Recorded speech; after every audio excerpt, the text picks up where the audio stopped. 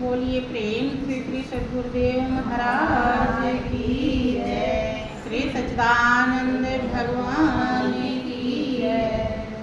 परम पुरुष गुरुदेव जी शाश्वत शांति निधान, बार बार दंडवत करूं सकल सुखों की खान। एकम नित्यम विमल अचलम सर्वधि साक्षीभूतम, भावातीतम त्रिगुण रहितम सतगुरु धाम नाम। बोलिए प्रेम से श्री सद्गुरुदेव महाराज की जय। श्री सच्चिदानंद भगवान की जय। प्रिय बहनों, जब परमपिता परमेश्वर की असीम दया दृष्टि होती है, एक होता है सीमा और एक होता है सीमा से पार, अर्थात अपरंपार कहिए, जिसका पार ना पाया जाए। ऐसी दया और कृपा जब होती है तब सत्संग मिलता है। लेकिन ध्यान रहे, सत्संग में आ जाना ही सत्संग मिलना नहीं कहलाता। यहाँ आ गए, बैठ गए, सुन लिया, इससे सत्संग की प्राप्ति नहीं है। सत्संग की प्राप्ति तब होता है जिसे व्यापक शक्ति का बोध श्री गुरु महाराज जी ने ज्ञान उपदेश दे करके हमारे घट के अंदर दर्शाया। जब हम उसकी कीमत समझ लेते हैं और उसे हृदय में धारण कर लेते हैं, जैसे लोभी के लिए धन प्यारा होता है, वैसे जब प्रेमी भक्त के लिए वो ज्ञान प्यारा हो जाता है, तब काम दुनिया का भले छूट जाए लेकिन वो ध्यान भजन को छोड़ता नहीं। हर श्वास में जो अनमोल खजाना प्रभु का नाम अपने आप चल रहा है, पैदा हो रहा है, जिसकी कीमत एक श्वास में जो नाम पैदा हो रहा है, उसकी कीमत तीनों लोक के दौलत से बढ़कर। हम उसे संभालते रहते हैं और जब संभालते हैं वही है सत्य। नाम भी सत्य है और स्वरूप भी सत्य। सत्य उसे कहा जाता है जो अनादि है, जिसका ना आदि है न अंत है, जो ना शुरू होता है और ना खत्म होता है, जो कभी ना पैदा होता है न कभी मरता है, उसे कहते हैं अनादि। और हम उसी के अंश हैं। सभी के अंदर वही परमात्मा जो चींटी के अंदर भी है और हाथी के अंदर भी है, जिससे कोई कण खाली नहीं, जिसके प्रताप से फूलों में सुगंध आ जाता है, जिसके प्रताप से देखते हैं कि कद्दू और लौकी खीरा की बेल होती है और उसमें इतने बड़े बड़े फल लग जाते हैं।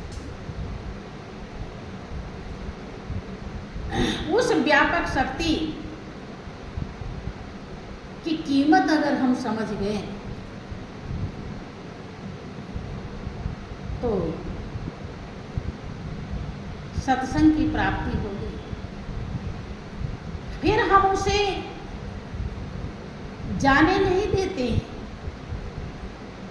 जैसे हम दुनिया की चीजें संभालते हैं वैसे हम उसे भी संभालते हैं।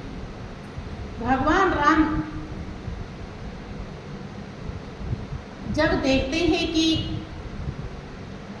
हमारे प्रजावासी मनुष्य की जिंदगी पाए हैं, जिस जिंदगी के लिए देवता तरसते हैं, देवता चाहते हैं लेकिन उन्हें नहीं मिलता, देवता के लिए दुर्लभ है, क्योंकि जो सुख शांति आनंद मनुष्य प्राप्त कर सकता है वो देवता भी नहीं कर सकता। लेकिन हमारे प्रजावासी उतना ही काम कर रहे हैं जितने 84 लाख योनियों में कीड़े मकोड़े पशु पक्षी जीव जंतु करते हैं। वो भी खाते पीते हैं, एक दिन मर जाते हैं, बाल बच्चे पैदा करते हैं, घर मकान बनाते हैं, मोह ममता ऐसे इनके अंदर भी। जबकि मनुष्य की जिंदगी हर योनियों की तिरताज के 184 योनि में मानुष देह प्रधान और बिना भजन भगवान के चलिए कारथ। तब उन्होंने प्रजावासियों को इकट्ठा करके जीवन के ध्येय और लक्ष्य को समझाया। वो क्या कहते हैं कि नर तन भाव वारिध कहूँ बेरो और सन्मुख मरुत अनुग्रह नूर। ये प्रजावासी मनुष्य की जिंदगी हंसी खेल का सौदा नहीं। नर तन भाव वारिध, भाव सागर से पार होने के लिए, तरने के लिए, उद्धार होने के लिए जहाज, और इसके अनुकूल जो जिसके द्वारा ये आबाद है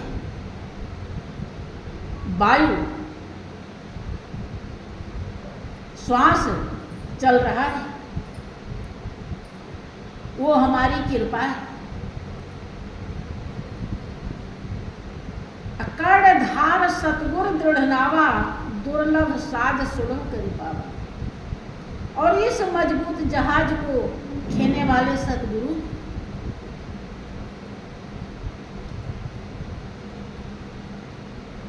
वो कहते हैं कि इतनी सारी व्यवस्थाएं मिल गई, प्रभु ने 84 लाख योनियों में दर बदर भटकते भटकते जब अथाह दुख आपने उठा लिया, तब वो दया का सागर दया करके मनुष्य की जिंदगी दी। एक तो ये कृपा और दया है, और दूसरे बहुत तो इस दुनिया से चले गए, श्वास खत्म हो गई, हमारी श्वास चल रही, और श्वास चल रहा तो सब कुछ चल रहा, श्वास नहीं तो कुछ नहीं, ये भी है। और तीसरे गुरु द्वारा ब्रह्म ज्ञान मिल गया। इतनी व्यवस्थाएं मिल गई उद्धार के लिए, कल्याण के लिए। आगे क्या समझाते हैं कि जो न तरे भाव सागर, नर समाज यश पाए, सो कृत निंदक मंदमती, आत्मा हन गति जाए। कि जिसे मनुष्य की जिंदगी भी मिल गई और वो स्वस्थ है, आबाद है इस दुनिया में, और सतगुरु के द्वारा ज्ञान भी मिल गया। ऐसा समाज, ऐसा अनुकूल व्यवस्था पाकर के भी, ऐसे साधन पाकर के भी, अगर वो भाव सागर अर्थात समुद्र के समान जो यथाह दुनिया में दुख है, क्या दुख है? मेरा और तेरा। मेरे लिए होना चाहिए, उसके लिए चाहे कुछ हो या ना हो। वो पराया है, ये मेरे।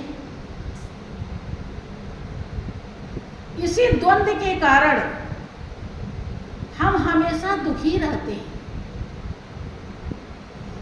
यही दुख जब से जन्म लेते हैं, जब तक मर नहीं जाते, ये दुख लगा ही रहता है।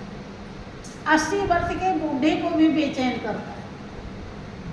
मेरी बहू के लिए होना चाहिए था, मेरे बेटे के लिए होना चाहिए था, उनके ये है, मेरे नहीं है। आज मेरी बेटी बीमार है, आज हमारा पड़ोसी लड़ाई कर रहा है,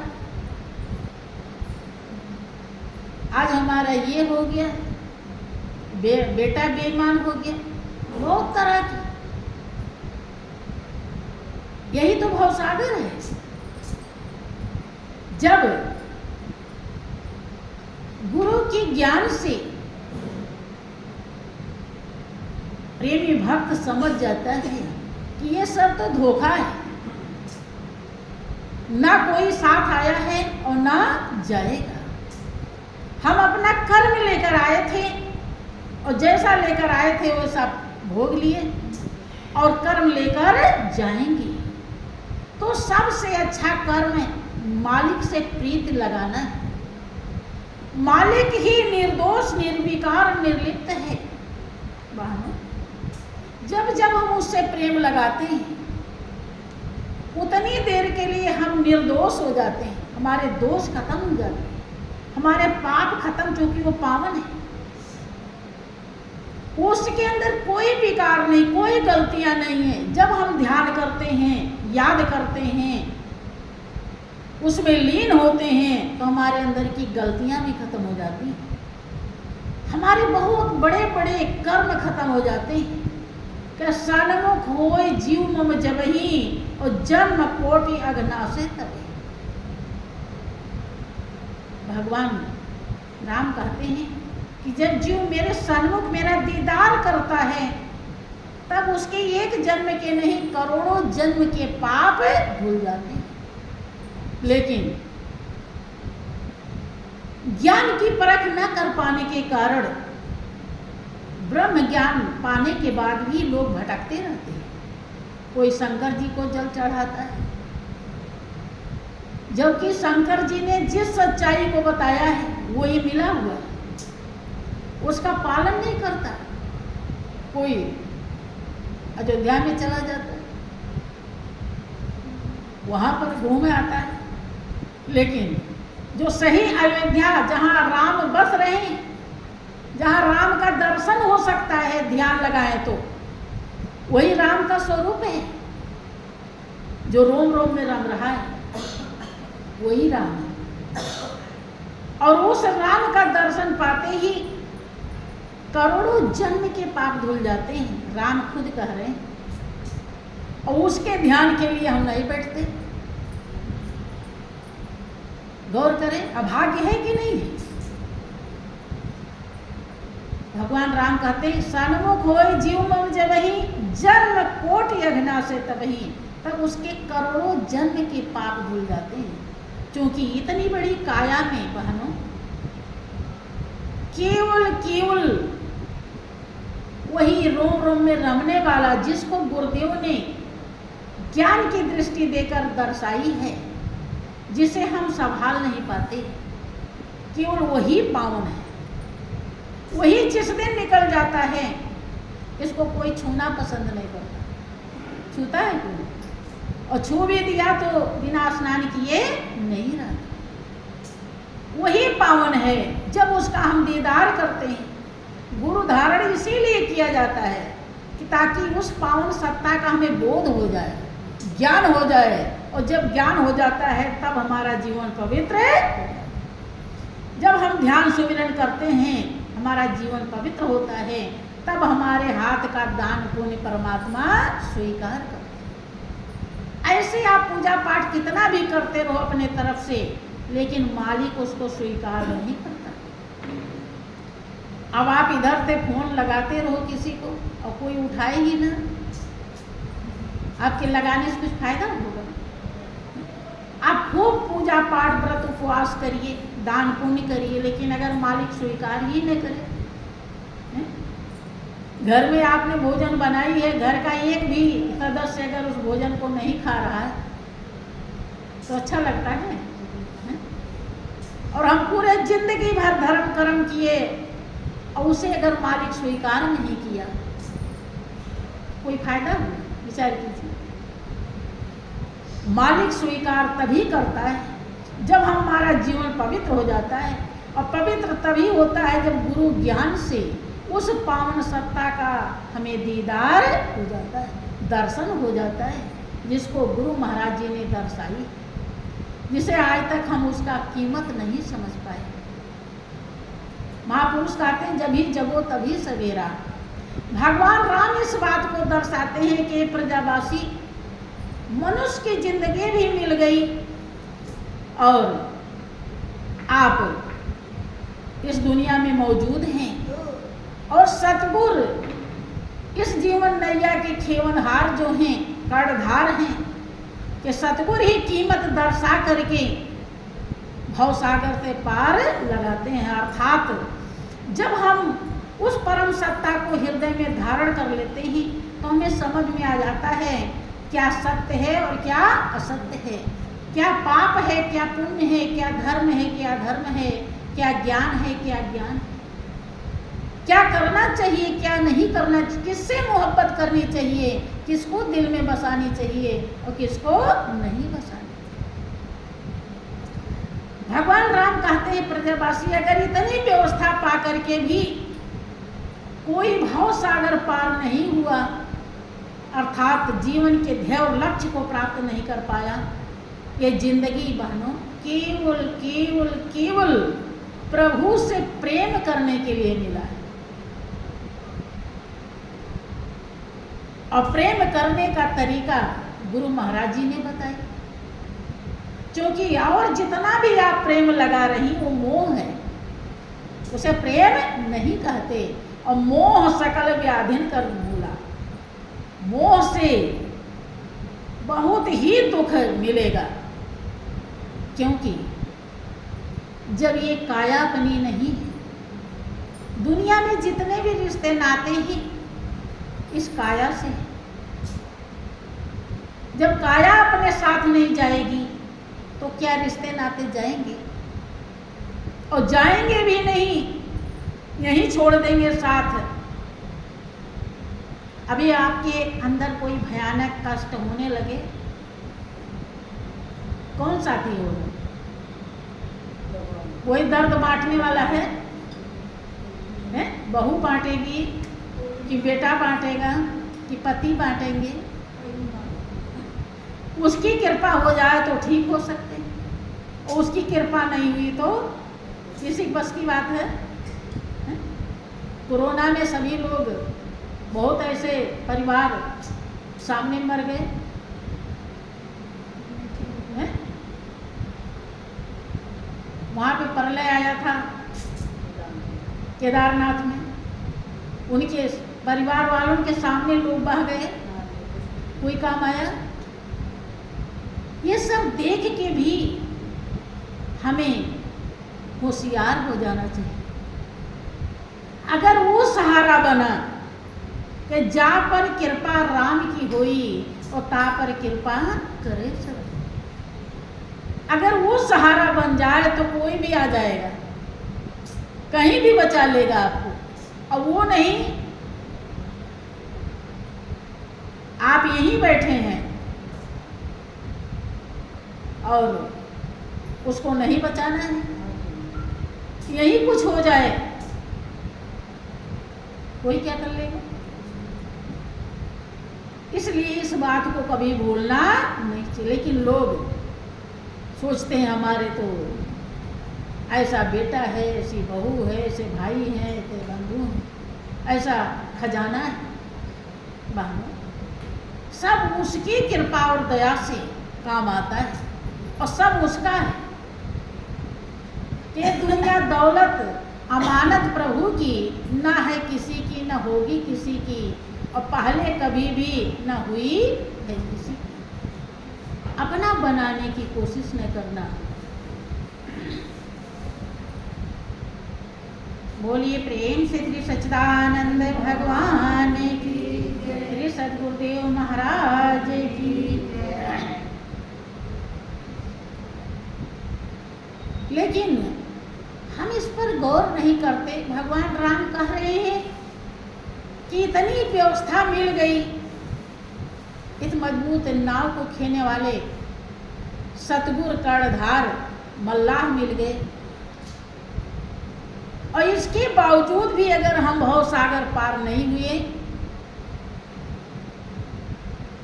तो वो कह रहे हैं कि वो कृतज्ञ है, निंदनीय है, और उस गति को प्राप्त होता है जिस गति को हत्यारे प्राप्त होते हैं।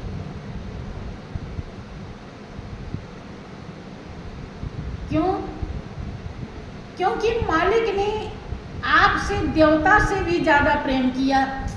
जो जिंदगी आपको दिया वो देवता को नहीं दिया, देवता उसके लिए तरसते, और उसमें भी सतगुरु को भेज करके ब्रह्म ज्ञान प्रदान करवा दिया, और इसके बाद भी आपने उसकी कीमत नहीं समझी, तो आपने उपकार को कहाँ माना? परमात्मा ने जो उपकार किया, भलाई किया आपके साथ, क्या आपने उसके पारखू बने, परख किया कि मालिक ने हमारे ऊपर कितनी बड़ी कृपा की है, कितनी बड़ी दया की है? कभी सोचते हैं? देखें, अभी आँख है हमारी इतनी अच्छी रहती है, उल्टे सीधे चीज भी देख लेते हैं इससे, और जब आँख से दिखाई नहीं पड़ता तब सोचते हैं कि चाहे कितना भी पैसा लग जाए लेकिन आँख की रोशनी आ जानी चाहिए। कीमत कब पता चलता है? जब रोशनी गायब होने लगती। और अगर बनी हुई है तो कुछ नहीं, जो नहीं देखनी चाहिए वो ही देखते हैं। मना भी कोई कर दिया तो उसको फटकार लगाते हैं। माता पिता अगर मना भी कर रहे हैं, घर के लोग मना कर रहे हैं कि ये इसकी मत देखो, तो वही देखें और बुरा मान जाते हैं। ये सब ही भव सागर है। ये सच्चाई का बोध गुरु ज्ञान से होता है, लेकिन ये व्यवस्थाएं पाकर के भी हम परख नहीं कर पाते। उसका क्या कारण है? आज समझिए, हम क्यों नहीं परख कर पाते? गुरु महाराज जी ने तीनों लोक से बड़ी कीमत हमको प्रदान कर दी, लेकिन हम उसे संभाल नहीं पाए। क्यों? क्योंकि उसको संभालने लायक हमारे जीवन के संस्कार नहीं, हमारे जीवन में पुण्य नहीं है। महापुरुष कहते हैं, भाई भगवान राम ने समझाई है कि पुण्य पुंज बिन मिले ही न संता, और सत्संगत संतृत करंता। जब तक पुण्य का ढेर, कहते हैं आए प्रजावासी, जब तक पुण्य का भंडार, पुण्य का ढेर इकट्ठा नहीं हो जाता तब तक संत नहीं मिलते। और जब संत मिलते हैं तो सत्य की परख हो जाती है, और जब सत्य की परख होती है तो संतृत करंता, आवागमन के चक्कर से, जन्म मरण के चक्कर से हम मुक्त हो जाते हैं। अब जितने पुण्य से हम गुरु महाराज जी के चरणों में आते हैं, महापुरुष कहते हैं, हमारे संत समझाते हैं कि उससे जब 10,000 गुना ज्यादा पुण्य होता है तब हम ज्ञान की कीमत समझ पाते हैं। मान लीजिए आप ज्ञान लेने के लिए आ गए, और देखिए प्रमाण है आप लोगों के सामने ज्ञान कितने लोगों ने लिया है? कौन चाहता है कि हमारा जीवन दुखमय हो? बंधु, कोई भी नहीं चाहता, लेकिन उनके कर्म ही ऐसे, संस्कार ही ऐसे, संस्कार कमाया नहीं, इसीलिए वो सोए पड़े हैं। गुरु महाराज जी ने तो जगा दिया। बहुत बार होता है कि आपको कोई किसी काम के लिए जगा देता है, आप बताए रहते हैं कि हमको इस टाइम ये जाना है, आप हमको जगा देना, तो घर वाले जगा देते हैं। लेकिन आप ये गौर नहीं कर पाते कि वो काम ज़्यादा कीमती है और जगाने वाले ने जगाया है, आसान किया है। आप इसकी कीमत नहीं समझकर आलस्य और नींद की कीमत ज़्यादा समझ लेते हैं और फिर सो जाते हैं। जगाया तो, लेकिन फिर उठे नहीं एकदम और फिर सो गए, तो फिर क्या पहुंच पाते हैं वहाँ पे जहाँ पहुँचना है? फिर कहते हैं कि तो गजब होगी, हाय हाय करते हैं।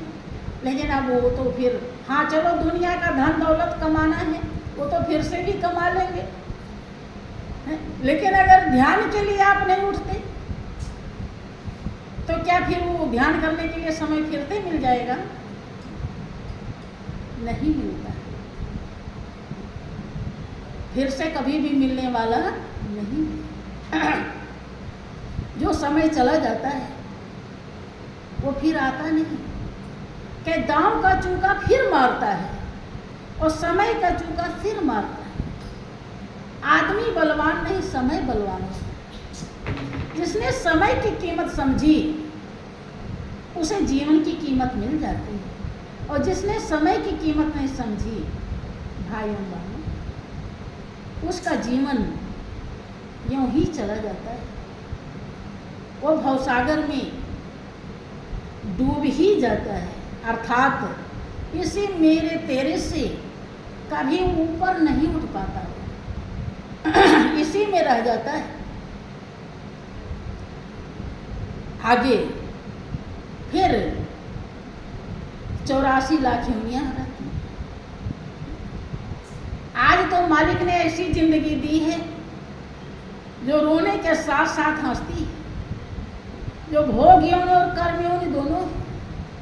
आप भोग भी भोग सकते हैं और कर्म भी कर सकते हैं,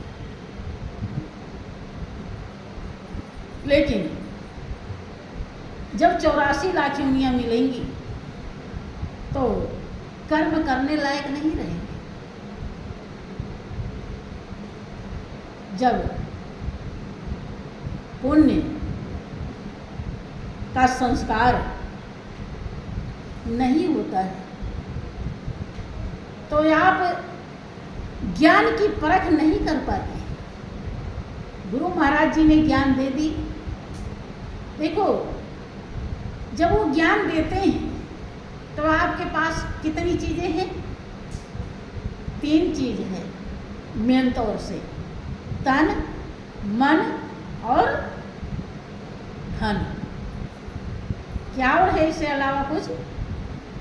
ये तीनों आप होश हवास में अर्पण करते हैं, करते हैं नहीं? किए थे, याद है? एक कौल आपने गर्भवास में किया था मालिक के चरणों में। परमात्मा जब हरदम गर्भवास में वो दर्शन दे रहा था, दीदार दे रहा था, जो ज्ञान आपको अब मिला है वो ज्ञान आपको गर्भवास में भी था। इसलिए इस ज्ञान का नाम मातेतवी गर्भ ज्ञान भी है। लेकिन चलो वो भूल गए आप। आपने बार बार कॉल किया, जब देखा कि कोई भी यहाँ सहारा नहीं है, केवल मालिक सहारा है, तब आप समझ गए कि दुनिया में कोई किसी का। आपने कॉल किया कि प्रभु तुम मुझे इस नरक से बाहर कर दे, मैं तेरे सिवा किसी को भी याद नहीं। लेकिन उस कॉल को आप भूल गए। फिर मालिक ने दया करके संत को भेजा जो ब्रह्म ज्ञान प्रदान करवा दिया।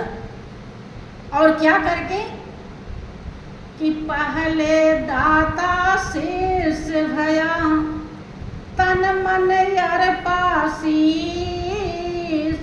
और पीछे दाता गुरु भये ज्ञान दिया बख्शीश। पहले आपने तन मन धन अर्पण किया, तब इसके बाद गुरु महाराज जी ने बख्शीश में ज्ञान दे दिया। क्या याद है आपको कि हमने तन मन धन अर्पण करी थी, और वो भी गुरु महाराज के चरणों में, जो भगवान से भी बड़े कहे जाते हैं। भूल कितनी बड़ी है, ध्यान दीजिए।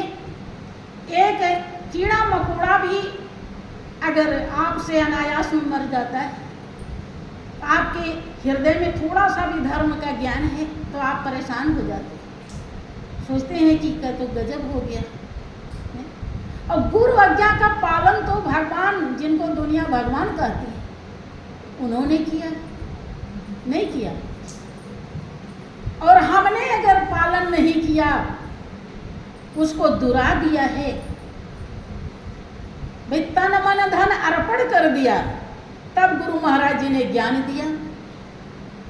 कहने के लिए तो तन मन धन अर्पण कर दिया, और करने के लिए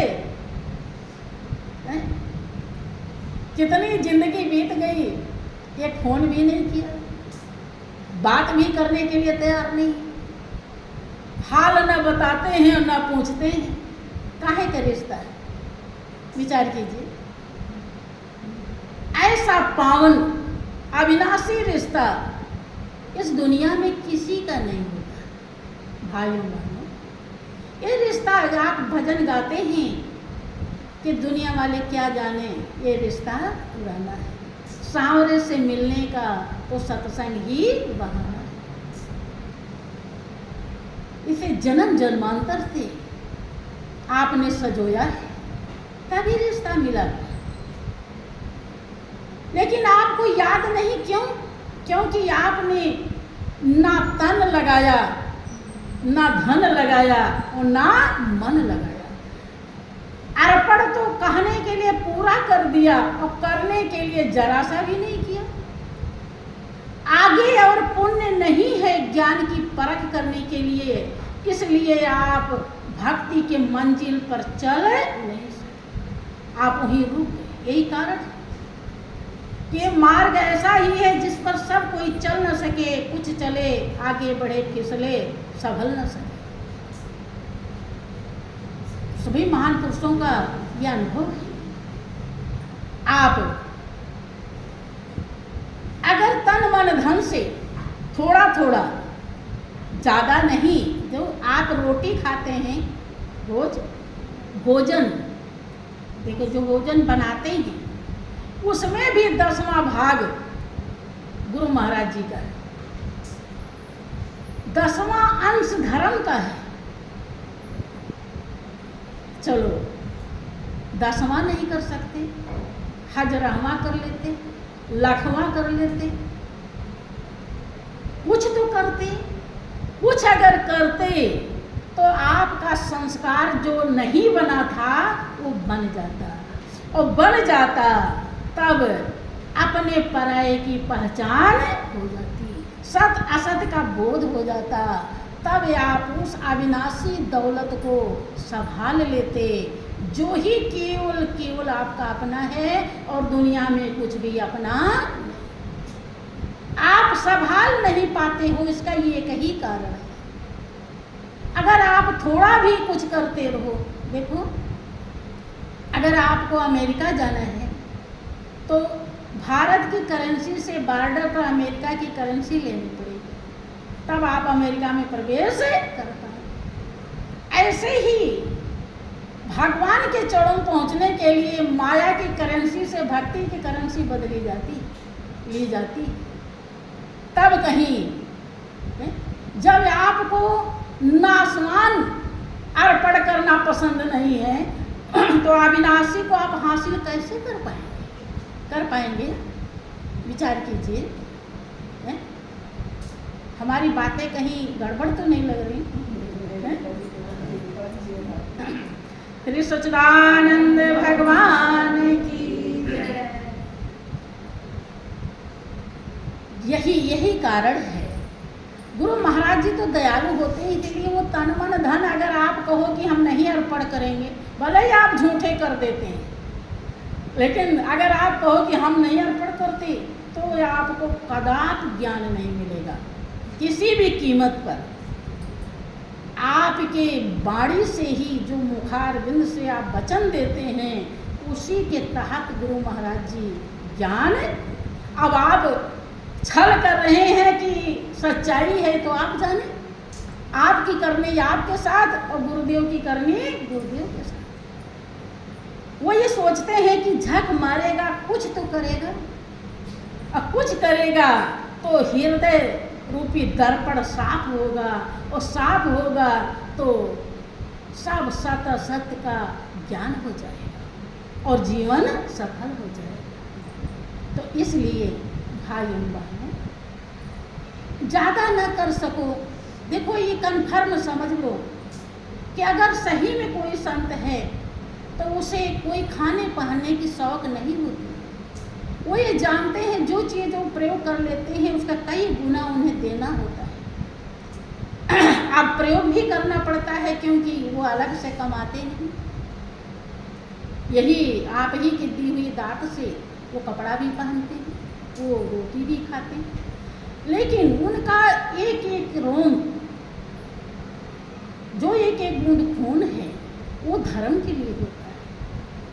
अगर आप यकीन कर पाओ तो अपने तन मन धन को उनके चरणों में कुछ जरूर लगाओ। जब आप लगाओगे तब आप उनके सहारे से अपने ध्येय और लक्ष्य को प्राप्त हो जाओगे। अपने आप कोई भी मंजिल नहीं पाया है। आगे बोलिए प्रेम से श्री सद्गुरुदेव महाराज की जय। श्री सच्चिदानंद भगवान